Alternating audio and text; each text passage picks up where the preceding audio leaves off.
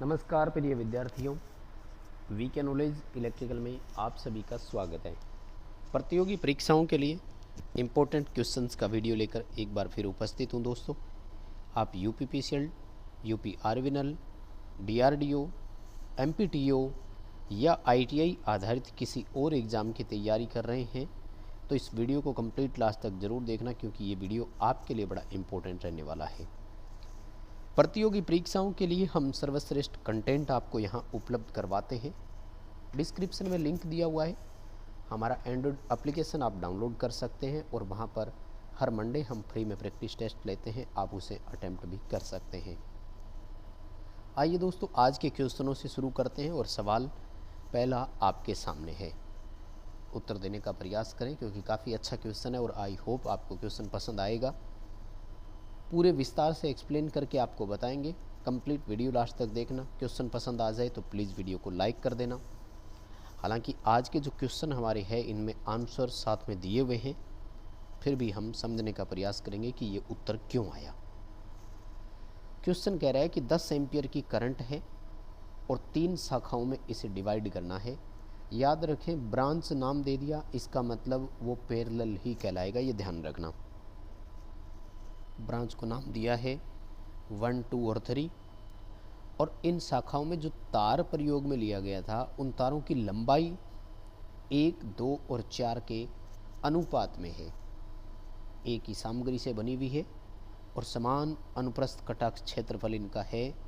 तो 1, 2, 3 तीनों शाखाओं में धाराओं का मान क्या होगा। अब देखो भाई, कितना अच्छा क्वेश्चन इन्होंने पूछा है।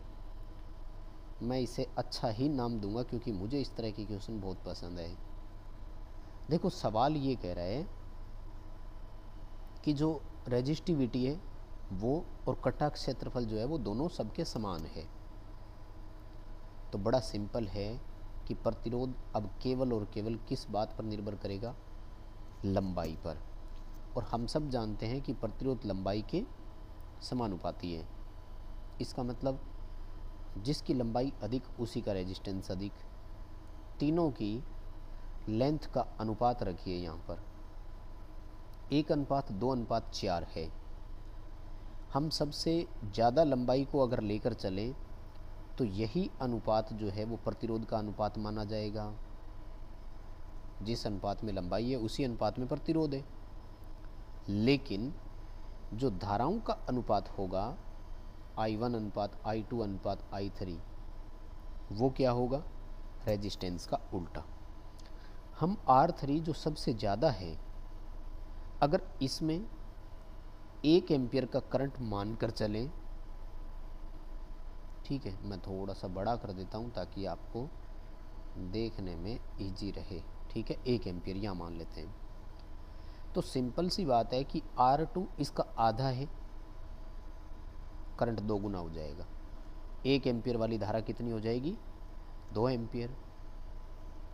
R1 जो है वो R2 का आधा है तो करंट उसका 2 गुना, यानी धाराओं का जो डिवाइडेशन होगा वो किस मान में होगा, किस अनुपात में होगा, 4:2:1 में होगा।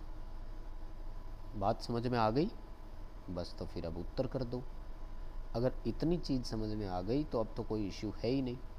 हमें 4:2:1 में करंट को डिवाइड करना है। जोड़ लीजिए, 4 और 2 6 और 7। पहले का रेशो 4 है तो 4/7 इंटू 10। दूसरे का रेशो 2 है तो 2/7 इंटू 10 और तीसरे का 1 है तो 1/7 इंटू 10। कैलकुलेशन करके मिलान करना, बिल्कुल यहाँ पर सी उत्तर आएगा। अगर आंसर अलग आ रहा हो तो आप सोल्व करके कमेंट कर देना, मैं क्रॉस चेक कर लूँगा और सही हुआ तो उस कमेंट को मैं पिन कर दूँगा। लेकिन मुझे लग रहा है कि ये उत्तर इसका सही है, इसमें कोई डाउट है नहीं। चलिए सेकंड सवाल देखिए क्या कह रहे हैं। ए और बी के बीच टोटल कैपेसिटेंस बताइए कितना है। वैसे तो कैपेसिटर के कनेक्शन के बारे में अब सब जानने लग गए हैं आजकल, पहले थोड़ी कन्फ्यूजन रहती थी बच्चों की। बड़ा सिंपल सा है कि कैपेसिटर के श्रेणी समांतर संयोजन रेजिस्टर के श्रेणी समांतर के जस्ट अपोजिट होते हैं। ये 3 और 4 जो है इनको श्रेणी क्रम में जुड़े हुए हैं, लेकिन इनका मान ज्ञात करने के लिए आपको श्रेणी क्रम वाला फॉर्मूला लगाना होगा, या सॉरी समांतर वाला फॉर्मूला लगाना होगा। C1 इंटू C2 बटे C1 प्लस C2 ये कर दो, आपको इन दोनों की कैपेसिटी मिल जाएगी। कितना उत्तर आएगा आपका? 12/7। ठीक है।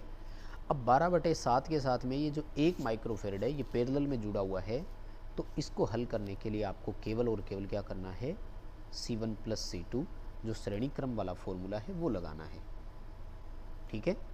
अब दोनों का योग कर दो, 12/7 और 1 माइक्रोफेरेड को आपको जोड़ना है। बताइए उत्तर कितना आएगा? 1 प्लस 12/7। ठीक है। अगर आप एलसीएम लेकर इसे हल करते हैं तो आपका उत्तर आएगा 19/7। डी ऑप्शन दिया हुआ है। ठीक है। क्वेश्चन अच्छा है और सिंपल सा ही क्वेश्चन है, ज़्यादा कैलकुलेशन करने की ज़रूरत नहीं थी, कर सकते थे। हाँ, ये थोड़ा सा अलग है। देखो क्वेश्चन कह रहा है कि एक सर्किट का एडमिटेंस 0.03 माइनस जे 0.04 साइमन है, इसकी इम्पीडेंस बताइए। देखिए मेरे दोस्त, आपको यहाँ बहुत लंबे चौड़े काम करने पड़ेंगे और कई सारी चीज़ें समझनी होगी।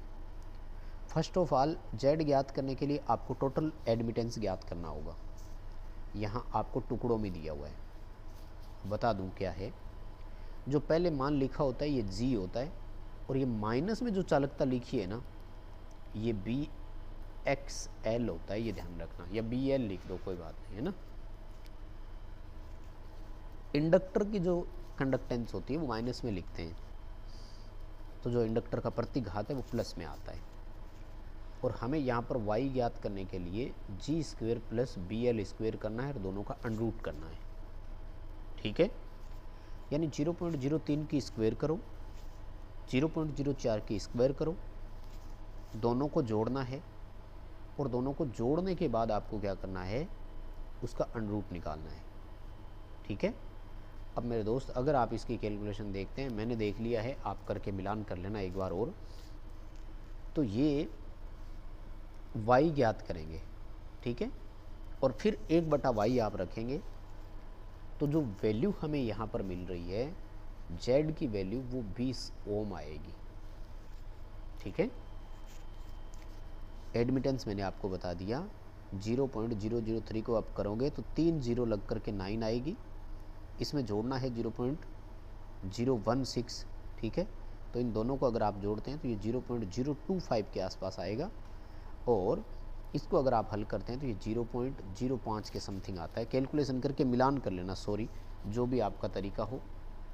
भी कैलकुलेशन का देखो हर स्टूडेंट का अलग अलग तरीका होता है, और मेरी कैलकुलेशन में ज़्यादातर एरर आता है, इसलिए मैं कैलकुलेशन करने से बच रहा हूँ। आप कैलकुलेशन करें।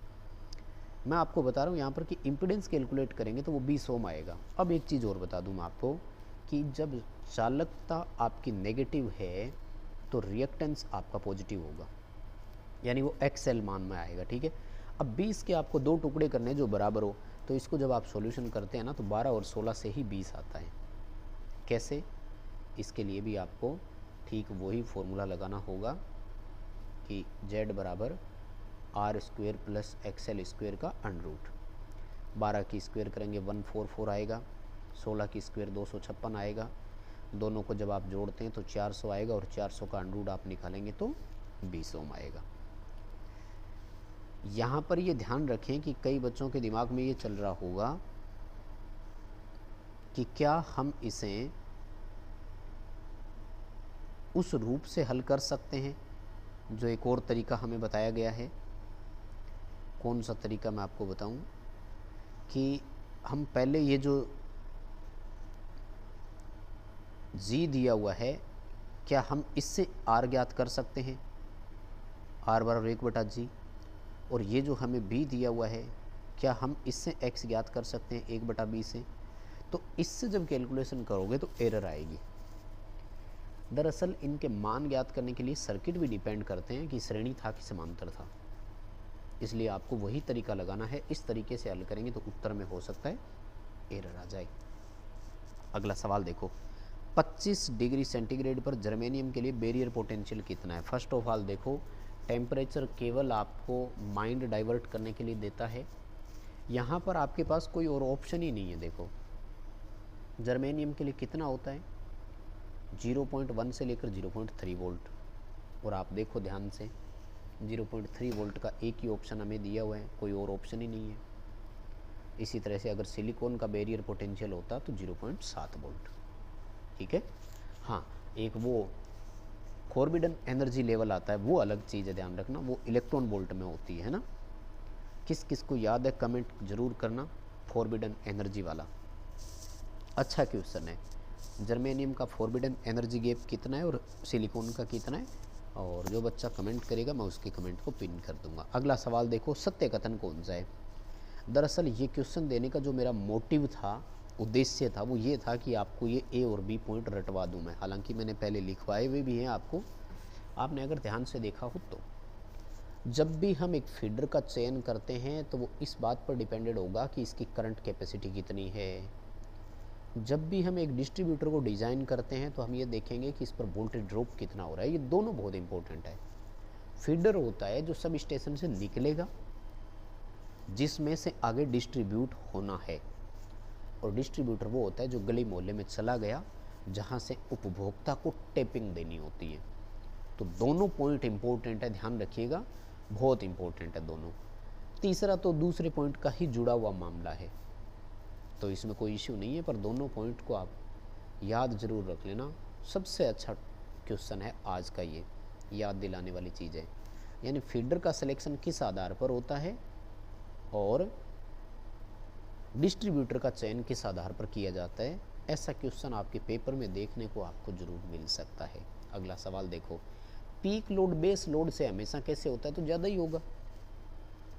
पीक लोड का मतलब ही यही होता है कि मान में शिखर, जैसे औसत भार आपका यूँ चल रहा था, चलते ही बीच में एक अचानक डिमांड बढ़ गई और फिर डाउन आ गया, तो ये जो है ना, इसको पीक लोड बोलते हैं। बाकी जो नॉर्मल चल रहा है अपना, इसको हम बेस लोड बोलते हैं। अगला सवाल, डायनेमोमीटर वाटमीटर का लाभ क्या है। ध्यान से सुनिएगा, इसको लाभ पूछ रहे हैं अपन से, है ना।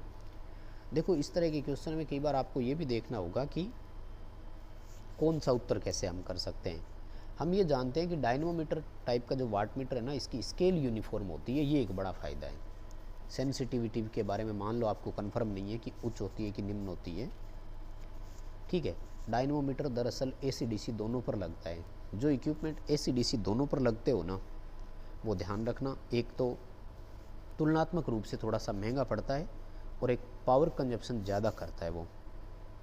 इसलिए लाभ के मामले में एक ही आएगा कि इसकी स्केल यूनिफॉर्म होती है, ठीक है। पैमाना समरूप होता है, हिंदी में लिख सकते हो रैखिक पैमाना। लेकिन ध्यान रखना, केवल वाट मीटर के रूप में जब यूज करते हैं ना, रैखिक तभी होता है। एम्पीयर मीटर वोल्ट मीटर में यूज करोगे अरैखिक पैमाना होगा, है ना। अगला सवाल देखो, कैपेसिटर है 3.5 एम्पीयर धारा से आवेश को संचित कर लेता है। कितना आवेश एक्यूमुलेट कर रहा है, 70 माइक्रो कूलम का। वो हमसे क्वेश्चन पूछ रहा है कि बताइए इसे समय कितना लगेगा। Q बराबर IT करना है, टाइम ज्ञात करने के लिए Q में I का भाग दे दो, उत्तर आ जाएगा। बहुत ही सिंपल है, 70 में 3.5 का भाग दे दो, उत्तर माइक्रो में निकाल देना। माइक्रो को हल ही मत करो ना, सीधा ही रख दो, 20 माइक्रो सेकंड आ रहा है। आप कैलकुलेशन कर लेना एक बार ज़रूर, उत्तर का मिलान कर लेना एक बार ज़रूर, मुझे कमेंट करके ज़रूर बता देना कि हाँ यही आ रहा है क्या। और ये देखो आज का सबसे अच्छा क्वेश्चन, 100 मैक्सवेल में कितनी चुंबकीय लाइन होती है। जो मैक्सवेल और चुंबकीय लाइन का जो पूछ रहा है ना, ये दोनों बराबर होती है। एक मैक्सवेल एक चुंबकीय लाइन के बराबर माना जाता है, ठीक है। तो चलिए दोस्तों, यही करवाएंगे आज की इस वीडियो में। प्लीज़ इस वीडियो को लाइक कर देना यार, कमेंट करके ज़रूर बता देना आपको कैसा लगा। दोस्तों को शेयर कर दो, डिस्क्रिप्शन में लिंक दिया हुआ है, हमारा एंड्रॉयड ऐप डाउनलोड कर लो।